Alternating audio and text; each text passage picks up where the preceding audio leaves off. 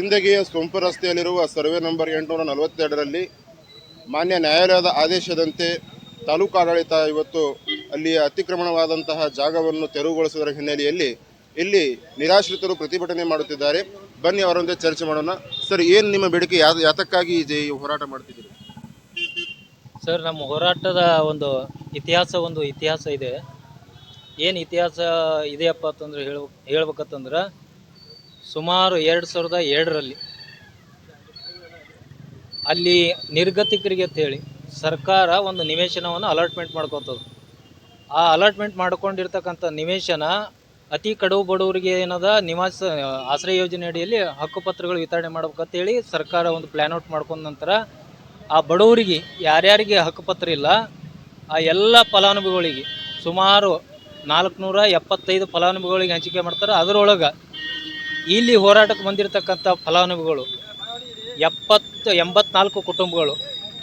ಈ 84 ಕುಟುಂಬಗಳಿಗೆ ಸರ್ಕಾರನೇ ಬಂದು ಹಕ್ಕುಪತ್ರಗಳನ್ನು ವಿತರಣೆ ಮಾಡಿ ಇನ್ನು ಮುಂದೆ ಈ ಆಸ್ತಿಗೆ ನೀವೇ ಹಕ್ಕುದಾರರು ಅಂತ ಹೇಳಿ ಹಕ್ಕುಪತ್ರಗಳನ್ನು ಕೊಟ್ಟು, ಆ ಹಕ್ಕುಪತ್ರಗಳು ಕೊಟ್ಟ ನಂತರ ಆ ಹಕ್ಕುಪತ್ರಗಳ ಮೂಲಕ ನಮಗೆ ಇದಕ್ಕೆ ಮಾಲೀಕರು ನೀವೇ ಅಂತ ಹೇಳಿಬಿಟ್ಟು 2002ರಿಂದ 2025ರವರೆಗೂ ತಮ್ಮ ಏನು ಸರ್ಕಾರದ ಭರಣಾ ವೆಚ್ಚಗಳದಾವ, ಟ್ಯಾಕ್ಸ್ ಆಗಿರ್ಬೋದು, ನೀರಿನ ಬಿಲ್ ಆಗಿರ್ಬೋದು, ಕರೆಂಟ್ ಬಿಲ್ ಆಗಿರ್ಬೋದು, ಆಮೇಲೆ ಇದನ್ನೆಲ್ಲನೂ ಭರಣ ಮಾಡ್ಕೋತ ಬಂದಾರ, ಜನರಿಂದ ವಸೂಲಿ ಮಾಡ್ಕೋತ ಬಂದಾರ.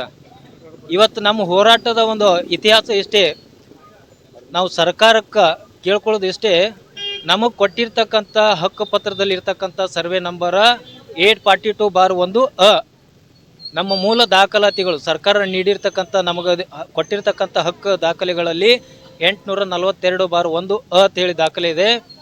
ಈಗ ಯಾವ ಒಬ್ಬ ಖಾಸಗಿ ವ್ಯಕ್ತಿ ಆ ಜಮೀನನ್ನು ನಂದು ಆದತ್ತೇಳಿ ಕೋರ್ಟಲ್ಲಿ ದಾವೆ ಹೂಡಿ ಇವತ್ತು ಜಮೀನನ್ನು ವಶಕ್ಕೆ ಪಡೆದು ಅಲ್ಲಿ ಇರ್ತಕ್ಕಂಥ 84 ಕುಟುಂಬಗಳಿಗೆ ಸುಮಾರು 25ರಿಂದ 30 ಲಕ್ಷ ರೂಪಾಯಿ ಬಿಲ್ಡಿಂಗ್, ಕಚ್ಚಾ ಮನಿ, ಪಕ್ಕಾ ಮನಿ, ಇವತ್ತು 1.5 ಕೋಟಿ ರೂಪಾಯಿ ಬಡವರು ದಿನ ಕೂಲಿ ಮಾಡಿ 100 ರೂಪಾಯಿ, 10 ರೂಪಾಯಿ, 100 ರೂಪಾಯಿ, 200 ರೂಪಾಯಿ ಗಾಳೆ ಮಾಡಿ ಕಟ್ಕೊಂಡು ಬದುಕು ಕಟ್ಕೊಂಡಿದ್ರು.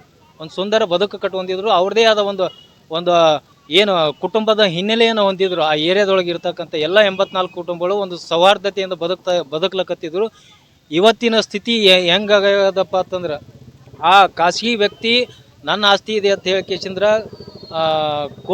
ಕೋರ್ಟಿಂದ ಆರ್ಡರ್ ಮಾಡ್ಕೊಂಡು ಪುರಸಭೆಯವರನ್ನು ಪಾರ್ಟಿ ಮಾಡ್ತಾನಂತ. ಪುರಸಭೆಯವರು ಈಗ ತಾವು ಕೊಟ್ಟಿರ್ತಕ್ಕಂಥ ಹಕ್ಕುಪತ್ರಗಳನ್ನೇ ಇವತ್ತು ಅತಿಕ್ರಮಣ ಅದಾವ ಅಂತ ಹೇಳಿಕೆಸಿ ಪ್ರೂವ್ ಮಾಡ್ಕೊಂಡು ಅಲ್ಲಿರ್ತಕ್ಕಂಥ 84 ಕುಟುಂಬಗಳ ನಿವೇಶಗಳನ್ನು ತೆರವುಗೊಳಿಸ್ಯಾರ, ಡೆಮಾಲಿಷನ್ ಮಾಡ್ಯಾರ. ಇವತ್ತು ಆ 84 ಕುಟುಂಬಗಳಿಗೆ ಇವತ್ತು ಯಾವುದೇ ಆಶ್ರಯ ಇಲ್ಲದೆ ಯಾವ ಜನಪ್ರತಿನಿಧಿ ಆಗಿರೋದು ಯಾರೇ ಅಲ್ಲಿ ಆ 84 ಕುಟುಂಬಗಳಿಗೆ ಒಂದು ಆಶ್ರಯನ ನೀಡದೆ ಇವತ್ತು ಬೀದಿಗೆ ಬಂದು ಇವತ್ತು ಹೋರಾಟ ಮಾಡುವಂಥ ಸ್ಥಿತಿ ನಿರ್ಮಾಣ ಆಗ್ಯದ ಸರ್. ಈಗ ಮಾನ್ಯ ಕೋರ್ಟ್ ಆದೇಶದಂತೆ ನಾವೆಲ್ಲರೂ ತಲೆಬಾಗಲೇಬೇಕು. ಆದ ಕಾರಣ ತಾಲೂಕು ಆಡಳಿತ ಅದನ್ನು ತೆರವುಗೊಳಿಸ್ತಾ ಇದೆ. ಈಗ ಆ ಜಾಗದ ನಮಗೆ ಏನೂ ಇದು ಇಲ್ಲ. ಈಗ ನಿಮ್ಮ ಮುಂದಿನ ಬೇಡಿಕೆ ಏನು ಅಂತ, ಯಾತಕ್ಕಾಗಿ ಸ್ಟ್ರೈಕ್ ಕೂತೀರಿ? ಸರ್, ನಮ್ಮ ಬೇಡಿಕೆ ಇಷ್ಟೇ. ನಮಗೆ ಪುರಸಭೆಯವರು ನೀಡಿರ್ತಕ್ಕಂಥ ಹಕ್ಕುಪತ್ರ 842/1 ಇದೆ. ಆ ಆಸ್ತಿ ಎಲ್ಲಿ ಆದಂತಕ್ಕಂಥದ್ದು ಪುರಸಭೆಯವರು ತಾಲೂಕು ಆಡಳಿತ ಅದನ್ನು ಗುರ್ತ ಮಾಡಿಕೊಡ್ಬೇಕು. 1ನೇ ಬೇಡಿಕೆ. 2ನೇ ಬೇಡಿಕೆ, ಈ ಹಕ್ಕುಪತ್ರಗಳು ಕೊಟ್ಟಿದ್ದು ಬೋಗಸ್ ಅದಾವ ಅಂತೇಳಿ ಪುರಸಭೆ ಅಧಿಕಾರಿಗಳು ಮತ್ತು ತಾಲೂಕು ಆಡಳಿತ ಇವತ್ತು ಹೇಳಕತ್ತ ಜನರ ಮುಂದೆ ಬೋಗಸ್ ಇದ್ದು ಅವ್ರು ಅತಿಕ್ರಮಣ ಮಾಡ್ಯಾರ, ತೆರವುಗೊಳಿಸಿ ಇವತ್ತು ಹೇಳಕತ್ತಾರತ್ತ. ಆ ಹಕ್ಕುಪತ್ರಗಳು ಬೋಗಸ್ ಇದ್ದದ್ದೇ ಸತ್ಯ ಆದ್ರೆ 2002ರಲ್ಲಿ ಜಿಲ್ಲಾಧಿಕಾರಿಗಳು ಹಿಡ್ಕೊಂಡು ಇವತ್ತು ನೀವೇ ಅಧಿಕೃತ ಮಾಲಕರತ್ ನಮ್ಗೆ ಹಕ್ಕುಪತ್ರ ಕೊಟ್ಟಾರ ಅಂದಮೇಲೆ ಇವತ್ತು ಅದೇ ಅಧಿಕಾರಿಗಳು ಬೋಗಸ್ ಅದಾವ ಅಂತ ಹೇಳ್ತಾರತ್ತಂದ್ರೆ ಈ ಹಕ್ಕುಪತ್ರ ಕೊಡೋ ಸಂದರ್ಭದೊಳಗೆ ಯಾವ್ಯಾವ ಅಧಿಕಾರಿಗಳು ಇದ್ರೊಳಗಿದ್ರು, ಈ ಕೇಸ್ನೊಳಗಿದ್ರು, ಆ ಎಲ್ಲ ಅಧಿಕಾರಿಗಳು ಕೂಡಲೇ ಅವ್ರ ಮೇಲೆ ಸರ್ಕಾರ ಕ್ರಮ ತಗೋಬೇಕು. ಸರ್ಕಾರ ಏನು ಕ್ರಮ ತಗೋಬೇಕಪ್ಪ ಅಂತಂದ್ರೆ ಇವತ್ತು 84 ಕುಟುಂಬಗಳು ಬೀದಿಗೆ ಬರಬೇಕಾದ್ರೆ ಇದಕ್ಕೆ ನೇರ ಸರ್ಕಾರದ ಅಧಿಕಾರಿಗಳೇ ಹೊಣೆಗಾರರು. ಹಾಗಾಗಿ ಈ ವ್ಯವಸ್ಥೆಯಲ್ಲಿ ಭಾಗಿಯಾಗಿರ್ತಕ್ಕಂಥ ಎಲ್ಲ ಅಧಿಕಾರಿಗಳನ್ನು ಕೂಡಲೇ ಹುದ್ದೆಯಿಂದ ವಜಾ ಮಾಡ್ಬೇಕು. ಅವ್ರನ್ನ ಸಸ್ಪೆಂಡ್ ಮಾಡೋದಲ್ಲ, ಹುದ್ದೆಯಿಂದ ವಜಾ ಮಾಡ್ಬೇಕು. ಯಾಕಪ್ಪ ಅಂತಂದ್ರೆ ಇವತ್ತು ಒಂದು ಕುಟುಂಬದಿಂದ 1,000 ಕುಟುಂಬಗಳದಾವ. ಇವತ್ತು ಇಲ್ಲಿ ಹೋರಾಟಕ್ಕೆ ಒಂದು 40 ಜನ ಇರ್ಬೋದು ಅಷ್ಟೇ. ಆದರೆ ಇವತ್ತು ಅವರು ಡೆಮಾಲಿಷನ್ ಮಾಡಿದ ನಂತರ ಎಲ್ಲ ಜನಗಳು ದಿಕ್ಕುಪಾಲಾಗಿ ಹೋಗ್ಬಿಟ್ಟಾರೆ. ಎಲ್ಲಿ ಹೋಗಿ ಎಲ್ಲಿ ಅದಾರ ಅನ್ನೋದು ಗೊತ್ತಿಲ್ಲ. ಬೇಕಾದ್ರೆ ನೀವು ಸಿಟಿ ತುಂಬ ತಿರುಗಾಡಿ ಬರ್ಬೋದು. ಒಬ್ಬೊಬ್ಬರು ಅಡವಿ ಒಳಗೆ ಹೋಗಿ ತಮ್ಮ ಸಾಮಾನುಗಳು ಇಟ್ಕೊಂಡು ವಾಸ ಮಾಡ್ಲಕತ್ತಾರ, ತಟ್ಟುಗಳು ಕಟ್ಕೊಂಡು ವಾಸ ಮಾಡ್ಲಕತ್ತ.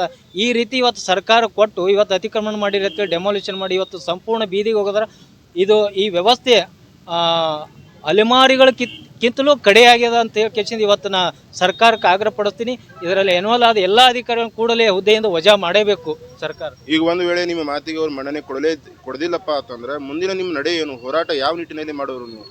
ಸರ್, ಇವತ್ತಿನ ಹೋರಾಟ ನಾವು 2 ದಿನನೂ ಶಾಂತ ರೀತಿಯಾಗಿ ಹೋರಾಟ ಮಾಡಿದ್ದೆವು. ಯಾಕಪ್ಪ ಅಂತಂದ್ರೆ ಸುಪ್ರೀಂ ಕೋರ್ಟ್ ಆದೇಶ ಇದೆ, ಡೆಮಾಲಿಷನ್ ಮಾಡ್ಲಕತ್ತಾರ, ಹೋರಾಟ ಮಾಡಬಾರ್ದು ಅಂತಕ್ಕಂಥದ್ದು ನಮಗೂ ಪರಿಜ್ಞಾನ ಅದ. ಹಾಗಾಗಿ ಆ ಜಾಗದ ವಿಷಯದೊಳಗೆ ಸುಪ್ರೀಂ ಕೋರ್ಟ್ ಆ ಸ್ಥಳವನ್ನು ಸಂಪೂರ್ಣ ಕ್ಲೀನ್ ಮಾಡೋವರೆಗೂ ನಾವು ಬೀದಿಗೆ ಬಂದು ಹೋರಾಟ ಮಾಡಿಲ್ಲ. ಇವತ್ತು ನಮಗೆ ಹೋರಾಟ ಮಾಡಲಿಕ್ಕೆ ಸ್ವತಂತ್ರ ಹಕ್ಕಿದೆ. ಇವತ್ತು ಬೀದಿಗೆ ಬಿದ್ದು ಈ ದಾಖಲೆಗಳದಾವು ನಮ್ಮಲ್ಲಿ, ಎಲ್ಲ ಸರ್ಕಾರದ ಗಮನಕ್ಕಿದೆ. ಮಾಜಿ ಸಚಿವರಿದ್ದರು, ಮಹದೇವಪ್ಪ ಸಾಹೇಬರು, ಇವಾಗಿನ ಸಮಾಜ ಕಲ್ಯಾಣ ಸಚಿವರು ಬಂದು ನಮಗೆ ಭರವಸೆ ಕೊಟ್ಟಾರೆ, ನಮ್ಮ ಸರ್ಕಾರ ಅಧಿಕಾರಕ್ಕೆ ಬರ್ತಪ್ಪ ನಾವು ಸಮಸ್ಯೆ ಬಗೆಹರಿಸ್ತೀವಿ ಅಂತೇಳಿ. ಹಿಂದಿನ ಶಿಕ್ಷಣ ಶಾಸಕರಿಗೆ ಏನಾದರೂ ಭೇಟಿ ಆಗಿದ್ರಾ ಈ ಕುರಿತು?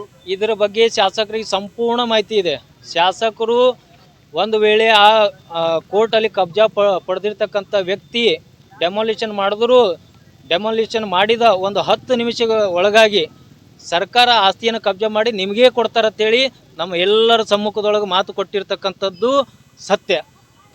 ಹಾಗಾಗಿ ಒಂದು ವೇಳೆ ಶಾಸಕರು ಮಾತು ಕೊಟ್ಟದ್ದು ಸತ್ಯ ಇತ್ತು ಅಂದ್ರೆ ಇವತ್ತು 12 ಅಲ್ಲ 1 ಒಳಗಾಗಿ ಇವತ್ತು ಸಾಯಂಕಾಲ ತನಕ ಟೈಮ್ ಕೊಡ್ತೀವಿ. ಆ ಸರ್ಕಾರದ ಆಸ್ತಿ ಸರ್ಕಾರ ಕಬ್ಜಾ ಮಾಡ್ಕೋಬೇಕು, ಕಬ್ಜಾ ಮಾಡ್ಕೊಂಡು ಅಲ್ಲೇ ಕೊಡ್ಬೇಕು ನಮಗೆ. ಈಗ ಅಲ್ಲಿ ಡೆಮಾಲಿಷನ್ ಮಾಡಿದ್ದಾರೆ, ಅಲ್ಲಿನ ನಿರಾಶ್ರಿತರಿಗೆ ಪರ್ಯಾಯ ಮಾರ್ಗ ಏನು ಪಡ್ಕೊಂಡಿದ್ದಾರೆ ಈಗ ಅವರು? ಸರ್, ಇವತ್ತಿನವರೆಗೂ ಶಾಸಕರು 3 ತಿಂಗಳಿಂದ ನಮಗೆ ಇದು ಕೋರ್ಟ್ ಆದೇಶ ಇದೆ, ಡೆಮಾಲಿಷನ್ ಮಾಡ್ತೀವಿ ಅಂತೇಳಿ ಅಧಿಕಾರಿಗಳು ಬಂದು ಹೇಳಿದ ನಂತರ ನಾವು 3 ತಿಂಗಳಾದರೂ ಶಾಸಕರು, ಸ್ಥಳೀಯ ಶಾಸಕರು, ನಮ್ಮವರು, ನಾವು ಇಲ್ಲೇ ಬೆಳೆದವರು, ಅವರು ಇಲ್ಲೇ ಬೆಳೆದವರು, ಒಂದೇ ಕುಟುಂಬದಂಗೆ ಇದ್ದವರು ಅಂತೇಳಿ ನಂಬಿಕೊಂಡು 3 ತಿಂಗಳು ಅವ್ರು ಬೆನ್ನು ಬಿಟ್ಟಿಲ್ಲ. ನಾವು ಅವರು ಇದಕ್ಕೇನಾದರೂ ಒಂದು ಪರಿಹಾರ ಮಾಡ್ತೀನಿ, ಸೆಟಲ್ಮೆಂಟಲ್ ಮಾಡ್ತೀನಿ ಅಂತ ಹೇಳಿದ್ರು.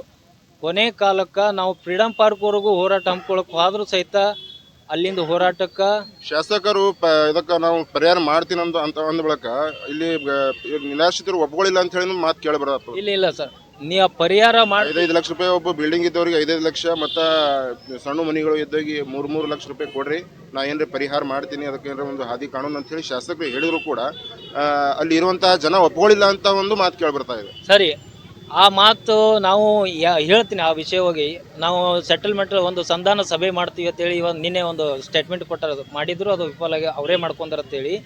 ಇದರಲ್ಲಿ ವಿಫಲ ನಂಬುದಲ್ಲ. ಇವತ್ತು ದಿನ 10 ರೂಪಾಯಿಗೆ ದುಡಿಯುವಂಥ ಜನ, ನೀವು 15 ದಿನಗಳೊಳಗಾಗಿ ಇಂತಿಷ್ಟು ರೊಕ್ಕ ಕೊಡ್ರಿ, 75 ಲಕ್ಷ ಕೊಡ್ರಿ, 1 ಕೋಟಿ ಕೊಡ್ರಿ, ಈ ರೀತಿ ಸಂಧಾನ ಸಭೆ ಮಾಡಿದರು. ಅದಾದ ನಂತರ ಸಂಧಾನ ಸಭೆಯೊಳಗೆ ನಾವೆಲ್ಲ ಕುಟುಂಬದವರು ಯೋಚನೆ ಮಾಡಿದೆವು, ನಮ್ಮಿಂದ 75 ಲಕ್ಷ ರೂಪಾಯಿ ಕೊಡೋಕ್ಕಾಗ್ತದೇನು ಅಂತೇಳಿ. ನಾವು 84 ಕುಟುಂಬಗಳು ನಾವೆಲ್ಲರೂ ಚರ್ಚೆ ಮಾಡಿದ ನಂತರ ಭಾಳಾದ್ರೆ ನಾವು ಒಂದು 40ರಿಂದ 50 ಲಕ್ಷ ಕೊಡ್ಬೋದು ಅಂತಕ್ಕಂಥ ಒಂದು ಟಾರ್ಗೆಟ್ ಮಾಡಿದೆವು. ಅದನ್ನು ಶಾಸಕರ ಗಮನಕ್ಕೂ ತಂದೆವು. ಅದಾದ ನಂತರ ಶಾಸಕರ ಗಮನಕ್ಕೂ ತಂದಾಗ ಅವರು ಆ ಮಾಲೀಕ 75 ಲಕ್ಷ ಕೇಳ್ತಾನಪ್ಪ, ಹೆಂಗೆ ಮಾಡೋದು ಅಂತಂದರು. ಹೆಂಗೆ ಮಾಡಿದ್ರು ಸರ್, ನಾವು ಅರೇ ಇಟ್ಟು ಸಾಧ್ಯ ಮಾಡೀವಿ, ತಾಳಿ ಬಂಗಾರ ಎಲ್ಲ ಒತ್ತಿ ಇಟ್ಟು ಸಾಧ್ಯ ಮಾಡೀವಿ ಸರ್. ನಿಮ್ಮಲ್ಲಿ ಸರ್ಕಾರದಿಂದ ಅಲ್ಲಿ ನಿಮ್ಮ ಪುರಸಭೆ ಫಂಡಿನೊಳಗಾಗಲಿ ತೆಗೆದು ಆ ವ್ಯವಸ್ಥೆ ನಮಗೆ ಅನುಕೂಲ ಮಾಡಿಕೊಡ್ರಿ ಅಂತ ಕೇಳ್ಕೊಂಡೆವು. ಅದು ಏನೂ ಅವರು ಒಪ್ಕೊಳ್ಳಿಲ್ಲ. ಈ ಖಾಸಗಿ ವ್ಯಕ್ತಿ ಏನು ಜಮೀನು ಪಡೆದಾರಲ್ರಿ, ಆ ವ್ಯಕ್ತಿಯ ಆ ವಕೀಲರ ಜೊತೆ ಅವ್ರು ಸಂಭಾಷಣೆ ಮಾಡ್ತಾರೆ. ವಕೀಲರೇ, ನಾವು 84 ಕುಟುಂಬಗಳದಾವ, ಅವ್ರನ್ನ ಉಳಿಸೋ ಪ್ರಯತ್ನ ಮಾಡೋನು, ನೀವು ಏನು ಅಮೌಂಟ್ ಹೇಳಿರಿ ಆ ಬಡವ್ರು ಕೊಡ್ಲಿಕ್ಕಪ್ಪ ನಾ ಕೊಡ್ತೀನಿ ಅಂತೇಳಿ ಸ್ವತಃ ಹೊತ್ಕೊಂಡವರು ನಾವು 40 ಲಕ್ಷ ಕೊಟ್ಟರು ಅವರು ಮುಂದಿನ ಜವಾಬ್ದಾರಿ ಹೊತ್ಕೊಳ್ಳಿಲ್ಲ. ಯಾಕಪ್ಪ, ಅವರು ಕೊಟ್ಟ ಮಾತಿನಂತೆ ನಡ್ಕೊಳ್ಳಿಲ್ಲ ಅಂತಕ್ಕಂಥ ಮಾತನ್ನು ಈ ಸಂದರ್ಭದಲ್ಲಿ ನಾನು ಹೇಳ್ತೇನೆ. ಶಾಸಕರ ವಿಷಯ ಬಂದಾಗ ಭೀಮಾಶಂಕರ್ ರತ್ನಾಕರ್ ಅಂತೇಳಿ, ಅವಾರ್ಡಿನ ನಿವಾಸಿರು.